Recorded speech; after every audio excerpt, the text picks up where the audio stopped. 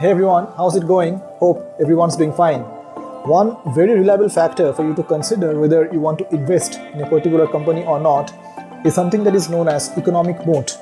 This is a term which was coined and popularized by none other than Warren Buffett, and this refers to a company's ability to maintain something that is known as competitive advantage. So, what is a competitive advantage? In simple terms, if a company has something that gives it a clear-cut advantage over its competitors, then that company has a strong competitive advantage.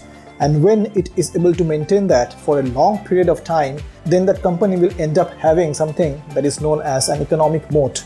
Now, there are various types of economic moat, and I'll be talking about particularly two in this video, and the others you can find out in my notes repository, the link of which I'll be giving in the description below. So the first one that we have here is intangible assets. Intangible assets in accounting terms means something that does not have a physical presence, that is something which you cannot see, feel or touch. Now if I talk about a typical asset for a company, that could be a factory, a land, machinery, cars, etc. Now these are things which you can see, feel and touch. They are known as tangible, but examples of intangible assets would be the patents which the companies develop, or the trademarks that the company has, or the goodwill of the company, which is known as the brand value of the company that the company has developed over a period of time.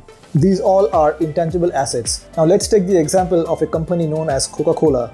Coca-Cola has been in existence for more than a century, approx 130 years, and the brand and the emotion around it which this company has created is extremely difficult for many other companies to replicate or duplicate, because it takes years and even decades to create that kind of brand value and emotion in the minds of a customer when you think about that particular brand. Or in India, let's talk about Tata. People have an immense amount of trust on this particular brand. Again, trust is something that does not come easy, and this again will become very difficult for any other company to replicate. Now these two companies are able to maintain a competitive advantage over a long period of time on the basis of the brand which it has generated for itself.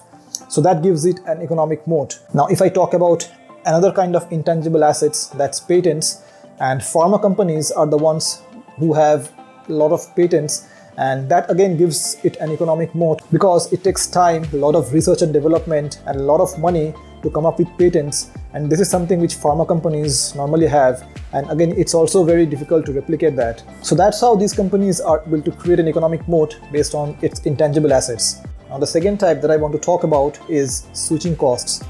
How difficult is it for you as a consumer to switch from one company to another company? That's what gives the company an economic moat. A classic example of this would be Apple. So if you have at least two Apple devices, for example, you have an iPhone and a MacBook, the kind of convenience this particular ecosystem of different devices creates for you, it works like magic. So for example, you can copy something on your iPhone and you can paste it on your MacBook. You can give a reminder on your Apple Watch and it syncs across all your Apple devices, whether it's MacBook or iPad or whatever it is. For example, if you have a MacBook and an iPad, you can use your iPad as a secondary screen for your MacBook. Now these features and the convenience it creates for you, it becomes extremely difficult for you to switch from the Apple ecosystem to another set of devices, because no other company is able to do it like the way Apple does it. And this is how Apple has locked you into its ecosystem, and it has been doing it from the very beginning. So it has created an economic moat out of it. And that's how you would normally see if people have more than one Apple device, they tend to remain an Apple consumer for a long period of time. So that's one example of switching costs which Apple has. Now once a company is able to create an economic moat, be it of any kind, it normally is safe to assume that it will remain profitable for a long period of time.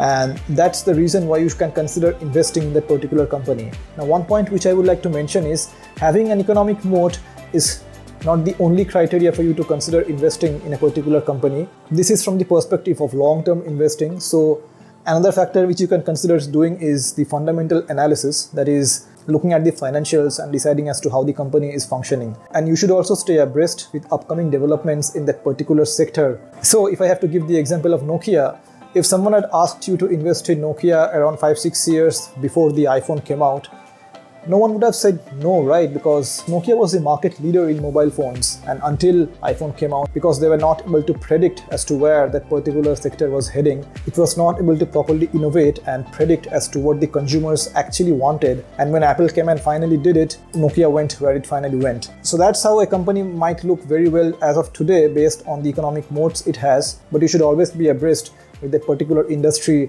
and how it's functioning and what could be the possibility in the upcoming future for that company.